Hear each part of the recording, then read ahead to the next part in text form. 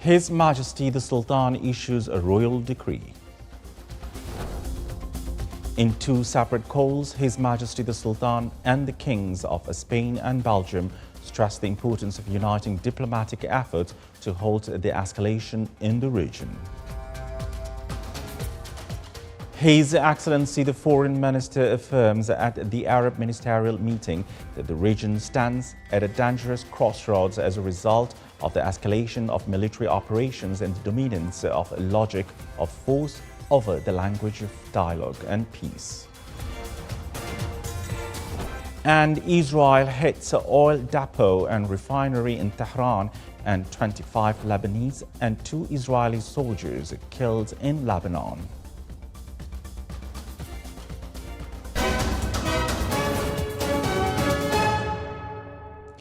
Those were the headlines, and now the news in detail. His Majesty Sultan Haytham bin Tariq issued Royal Decree number 42/2026 on the ratification of Air Services Agreement between the government of the Sultanate of Oman and the government of the Republic of Zambia, signed in Punta Cana on 11th November 2025. Article 1 ratifies the aforementioned agreement in accordance with the version attached to this decree. Article 2 states that this decree shall be published in the official gazette and enforced from its date of issue. His Majesty Sultan Haytham bin Tariq received separate telephone calls today from King Philip VI of Spain and King Philippe Leopold Louis Marie of Belgium. The telephone conversation exchanged perspectives of the evolving military escalation in the region and its far-reaching implications for the security and stability of nations. Emphasis was placed on the imperative of unifying regional and international efforts and advancing diplomatic solutions to bring an end to the escalation.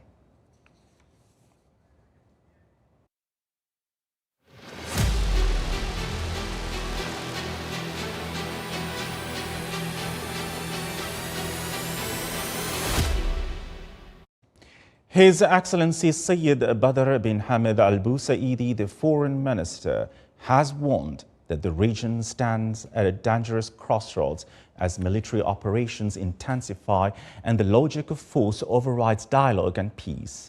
His remarks came during the extraordinary ministerial meeting of the Council of the League of the Arab States held virtually to discuss regional developments in light of the ongoing Israeli-American war on the Islamic Republic of Iran.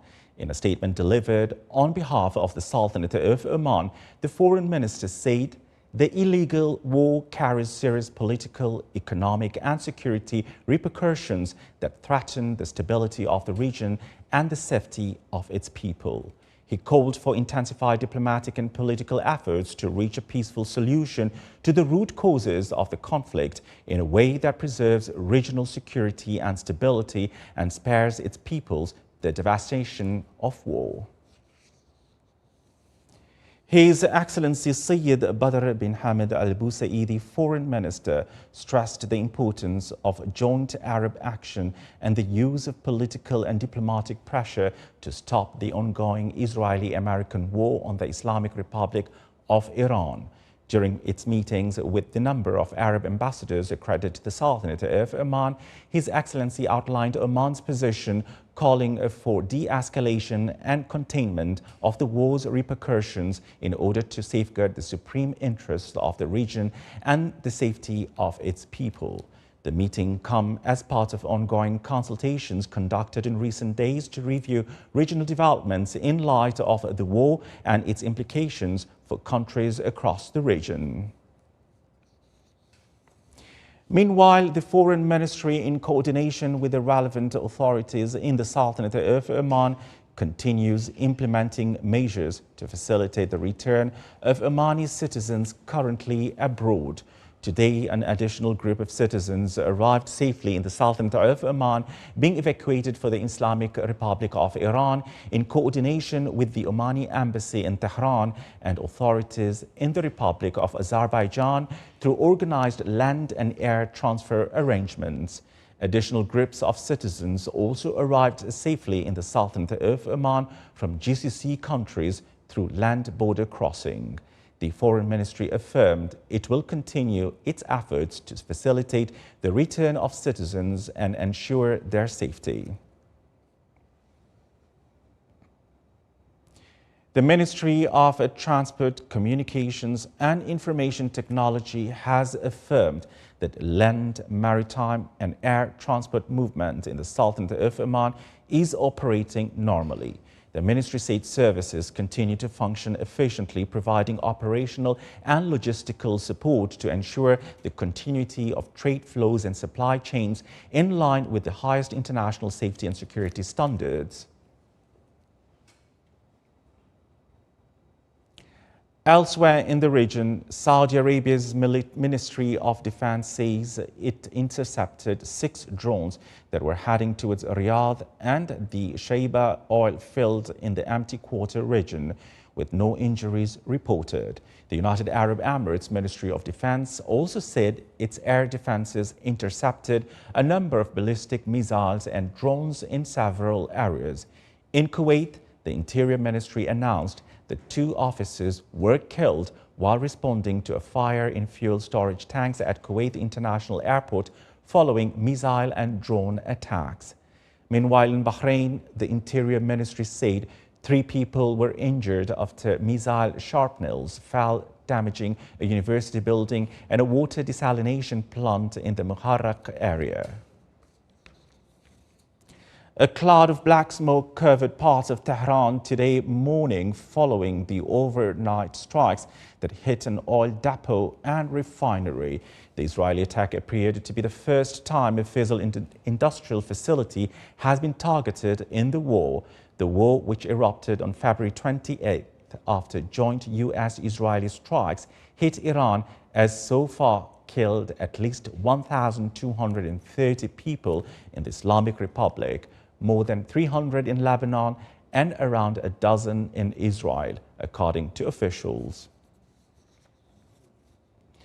In Lebanon, more than 25 people were killed in Israeli airstrikes targeting various locations.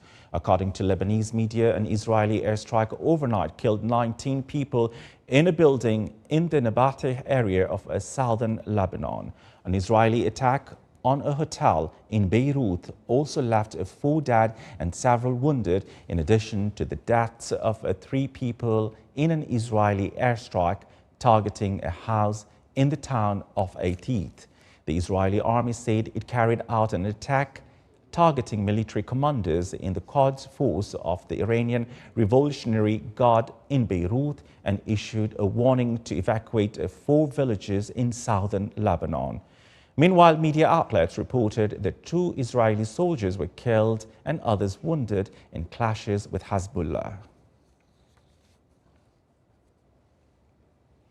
U.S. President Donald Trump said he was not looking into negotiate with Iran's remaining leadership.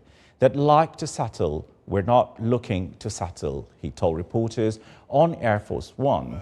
He described the ongoing U.S. operations in Iran as the excursions and said issues such as rising gas prices and safety of Americans would improve once the conflict ends. The Iran war exploded further late Saturday as pillars of the flame rose above an oil storage facility in Tehran, and Israeli Prime Minister Benjamin Netanyahu promised many surprises for the next phase of the week-old conflict. China has urged an immediate halt to the escalating conflict involving Iran, Israel and the United States, warning that the tensions could threaten regional stability and vital routes such as Strait of Hormuz. Chinese Foreign Minister Wang Yi also urged stronger dialogue between China and the United States to manage global tensions. More details in the following report. China has called for an immediate halt to the escalating war involving Iran, Israel, and the United States, warning that the conflict risks pushing the region into deeper instability. Speaking at a press conference in Beijing today, Chinese Foreign Minister Wang Yi stressed that the international disputes must be resolved through dialogue rather than military escalation. His remarks come as tensions intensify following joint U.S. and Israeli strikes on Iranian targets, which triggered retaliatory missiles and drone attacks by Iran across the region, raising fears of a wider Middle East conflict. Wang emphasized that the sovereignty and security of Iran and all Gulf countries must be respected, warning that continued escalation could threaten regional stability and disrupt vital global energy routes, particularly around the Strait of Hormuz, through which a significant share of the world's oil supply passes.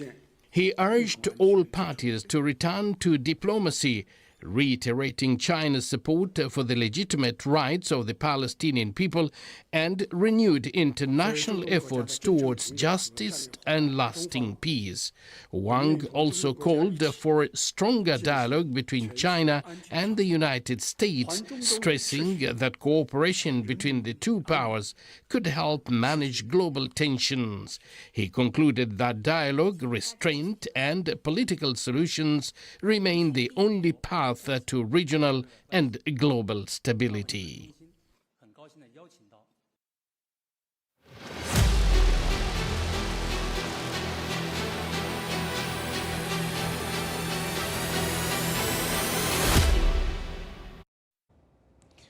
Now for the local news, His Excellency Dr. Abdullah bin Nasser Al-Harrasi, Minister of Information and Chairman of the Main Committee of the Muscat International Book Fair, has announced the postponement of the fair's 30th edition, originally scheduled to convene from 26th of March to the 5th of April.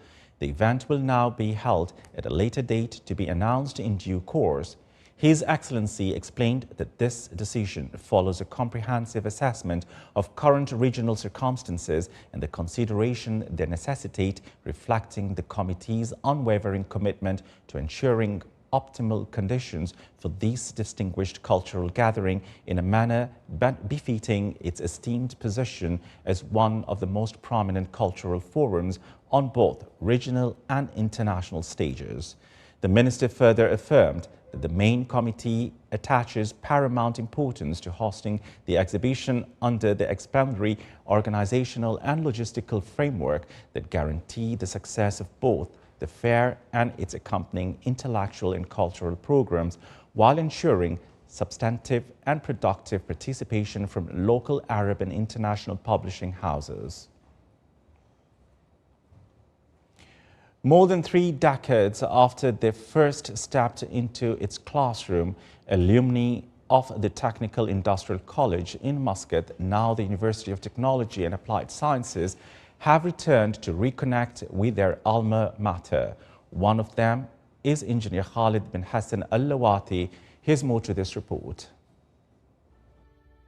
Every journey begins with a first step. For Engineer Khalid bin Hassan Al-Lawati, that step started here more than 3 decades ago when he joined the Technical Industrial College in Muscat in 1993, an institution now known as the University of Technology and Applied Sciences. You need to go back more than 30 years. It was 1993 when I joined the college. Almost there was nothing in the surrounding area. It all was sand dunes. The college was smaller than this. Okay, of course, this is the engineering building. You know, it was there that time, but not the new extension. Now, after more than 30 years, Khalid and many of his colleagues, graduates of the 1990 to 1995 cohorts, have returned to the campus where their academic journey first began. This place is very familiar to me. It's unbelievable. This building used to be the civil engineering and architecture classes. So we used to take our classes there upstairs, and we used to have our workshop here. It's the same workshop. We used to do the carpentry work, the masonry work. What a memory.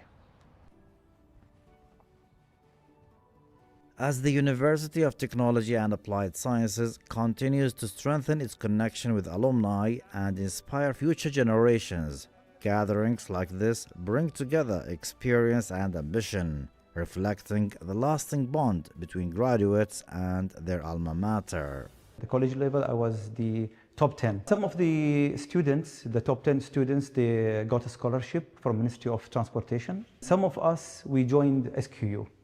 I remember when we joined SQU, we were 7 or 6, but when we graduated, we were only 3. Because you studied 2 years here, and then you go and study 5 years at the college, in SQU. That's a very long journey. That's not engineering, that's medicine. And that's why most of the people, they could not continue. So I remember me and 2 colleagues in engineering, we graduated. 2 in mechanical, and myself, I graduated from civil engineering. For Khalid and his fellow alumni, the reunion is not only about revisiting memories of the past, it is also a reminder of a shared responsibility to contribute to society and support Oman's continued development. Stories like Khalid's remind us that the University of Technology and Applied Sciences is more than a place of learning. It is a shared memory, a lasting bond, and a lifelong journey that continues to inspire its graduates wherever they go. Reporting from the University of Technology and Applied Sciences in Muscat, this is Saleh bin Khalfan al-Rahmi. This is the Sultanate of Oman television. Before we end tonight's bulletin, here are the main points once again. His Majesty the Sultan issues a royal decree. In 2 separate phone calls, His Majesty the Sultan and the Kings of Spain and Belgium stressed the importance of uniting diplomatic efforts to halt the escalation in the region. His Excellency the Foreign Minister affirms at the Arab ministerial meeting that the region stands at a dangerous crossroads as a result of the escalation of military operations and the dominance of the logic of force over the language of dialogue and peace. And Israeli hits an oil depot and refinery in Tehran, and 25 Lebanese and 2 Israeli soldiers are killed in Lebanon.